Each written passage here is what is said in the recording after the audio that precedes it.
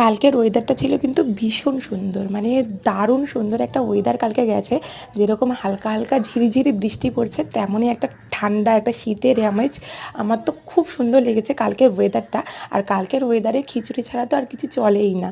মানে বর্ষা যাওয়ার পরেও আবার যদি এক্সট্রা বর্ষা পাই তখন তো একটু খিচুড়ি খিচুড়ি মনটা করেই না। আর খিচুড়ি হচ্ছে আমার মোস্ট ফেভারিট, আমার খুব ভালো লাগে খিচুড়ি। তো কালকের ডিনারে আমি খিচুড়ি রান্না করেছিলাম, আর খিচুড়িটা দেখো এত সুন্দর হয়েছে, দেখলে পরেই কত ভালো লাগছে।